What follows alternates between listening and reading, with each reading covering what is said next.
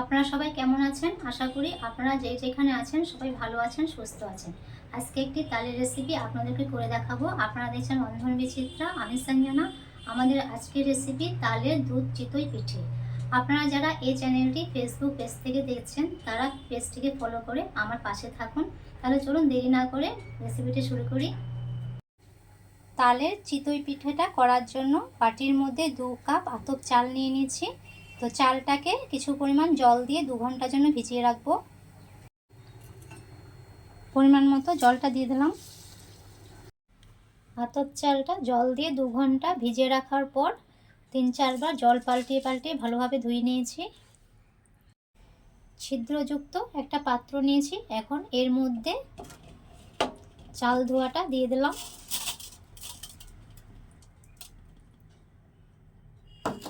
এর মাধ্যমে জলটা ঝরিয়ে নেব। চাল থেকে জলটা ভালোভাবে ঝরিয়ে নিতে হবে।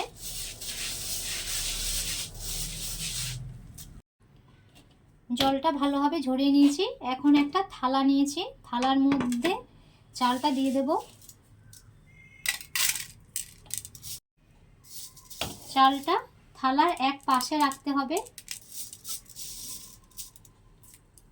এক সাইডে চালটা রেখেছি আর থালার নিচে এরকম একটা প্লেট নিচে রেখে দেবে, দিয়ে থালাটা একটু কাত করে দেবে। তো দেখবে জলটা ঝরে নিচের দিকে আসবে। তো চালের গায়ে সামান্য একটু জল আছে, তো এই জলটা দেখবে নিচের দিকে চলে আসবে। এইভাবে আধ ঘন্টা রেখে দেবে। উপর থেকে অবশ্যই একটা ঢাকনা দিয়ে দেবে। আধ ঘন্টা পর ফিরে এলাম। থালাটা একটু কাত করে রাখার পর দেখো চালের গায়ে যে অবশিষ্ট জলটা ছিল সেটাও নিচের দিকে চলে এসছে। তো এই জলটা ফেলে দিচ্ছি। অবশিষ্ট জলটা ফেলে দেওয়ার পর চালটা এইভাবে থালার মধ্যে ছড়িয়ে দেবে। চালের গাটা সামান্য একটু শুকিয়ে নেব। 1 ঘন্টা পর ফিরে এলাম। চালের গায়ে যে জলটা ছিল সেটা অনেকটাই শুকিয়ে গেছে। তো চালটা গুঁড়ো করার জন্য পারফেক্ট রেডি হয়ে গেছে। একটা মিক্সচার জার নেব। মিক্সচার জারের মধ্যে অল্প অল্প করে চাল দিয়ে চালটা গুঁড়ো করে নেব। থালার মধ্যে চালটা ছড়িয়ে দেওয়ার পর চালে যাতে কোনো নোংরা না পড়ে তার জন্য এরকম একটা ছিদ্রযুক্ত থালা কিংবা ঝুড়ি দিয়ে চালটা ঢেকে দেবে। 1 ঘন্টা পর ফিরে এলাম।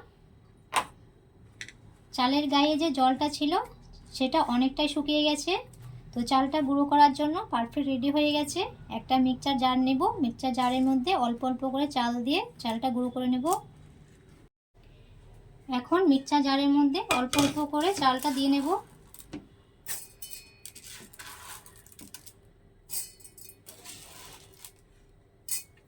মিক্সচার জারের মুখটা লাগিয়ে চালটা গুঁড়ো করে নিচ্ছি।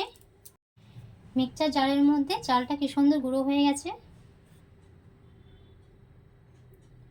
তো এখন পিঠের ব্যাটারটা তৈরি করে নেব। ব্যাটারটা তৈরি করার জন্য কিছুটা চালের গুঁড়ো নিয়ে নিচ্ছি।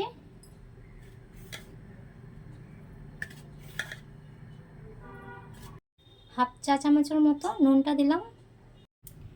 এখন উষ্ণ গরম জল দিয়ে ব্যাটারটা তৈরি করে নেব। অল্প অল্প করে জল দেব। একবারে জলটা দেবেন না, অল্প অল্প করে জলটা দিয়ে ব্যাটারটা তৈরি করে নেবেন।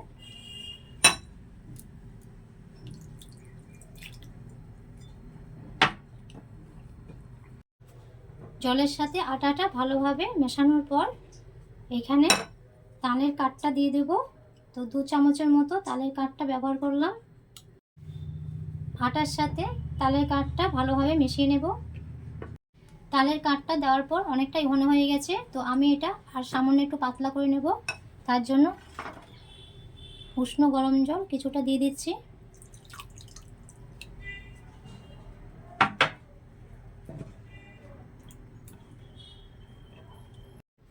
অনবরত 3-4 মিনিট নাড়াচাড়া করার পর তালের কাঠটার সাথে চালের গুঁড়োটা ভালোভাবে মিশিয়ে দিয়েছি।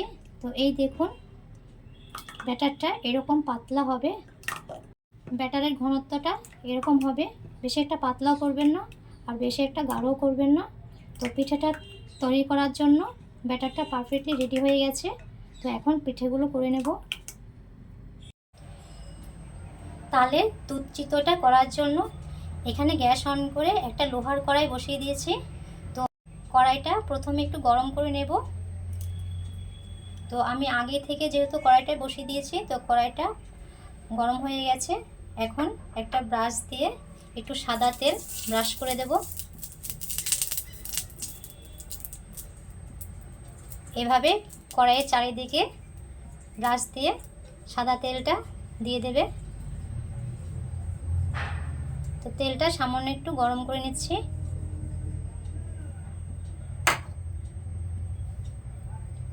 এই সময় গ্যাসের ফ্লেমটা একদমই লোতে রাখবে, বাড়াবে না। তালের যে ব্যাটারটা করে রেখেছিলাম সেটা এখন 1 চামচ কড়াইয়ের মধ্যে দেব। তো কড়াইয়ে দেওয়ার আগে ভালোভাবে এভাবে নেড়েচেড়ে নেবে।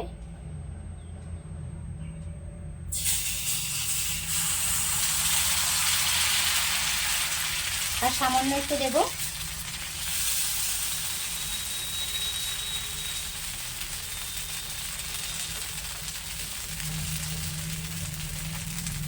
পিঠেটা দেওয়ার পর চামচের নিচের দিক দিয়ে একটু চারিদিকে ঘুরিয়ে দেবে।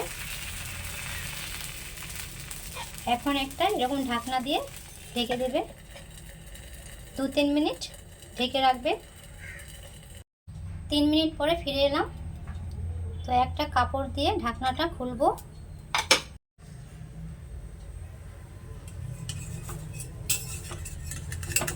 এই দেখো কি সুন্দর চিতোরটা কড়াই থেকে উঠে গেল।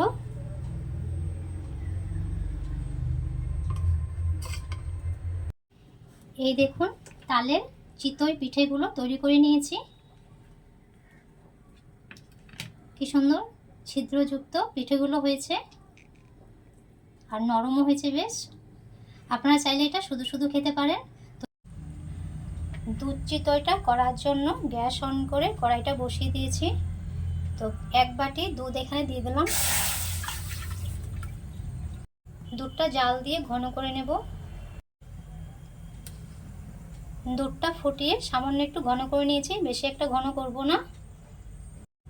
1/2 বাটি চিনি নিয়েছি। এই 1/2 বাটি চিনি দুধের মধ্যে দিয়ে দেব। চিনিটা দেওয়ার পর দুধটা ভালোভাবে নেড়ে দেব। চিনিটা দিয়ে দুধটা নাড়াচাড়া করে 1/2 চা চামচের মতো এখানে এলাচ গুঁড়োটা অ্যাড করব। এখন তালের চিতই পিঠেগুলো দুধের মধ্যে একে একে দিয়ে দেব।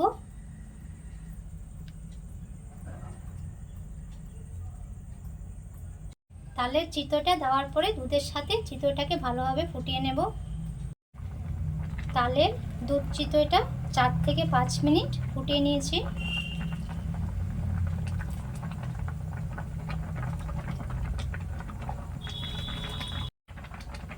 দুধটা ফোটাবো না, এই স্টেজে গ্যাসটা বন্ধ করে দেবো।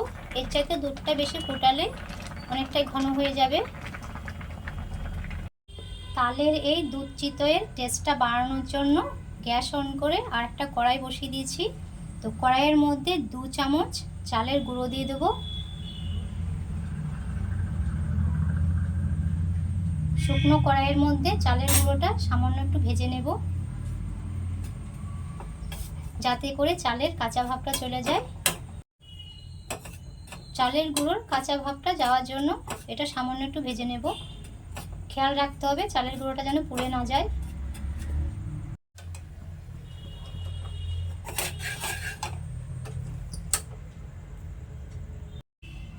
ভেজে রাখা চালের গুঁড়োটা দুধ চিতইয়ের মধ্যে দিয়ে দিলাম।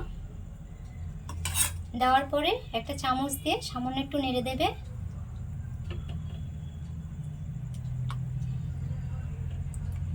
এতে করে এই দুধ চিতইয়ের টেস্টটা দ্বিগুণ বেড়ে যাবে, খেতেও ভালো লাগবে। আমি যেই পদ্ধতিতে তালের দুধ চিতই পিঠেটা করে দেখালাম, তোমরা বাড়িতে একবার হলেও ট্রাই করবে, দেখবে খেতে ভালো লাগবে। কড়াইয়ে ভেজে রাখা চালের গুঁড়োটা দিয়ে 2 ঘন্টা পুলি পিঠেটা ভিজিয়ে রেখেছিলাম। তো ভিজানোর পর দেখো কতটা নরম হয়েছে, দেখো পিঠেটা।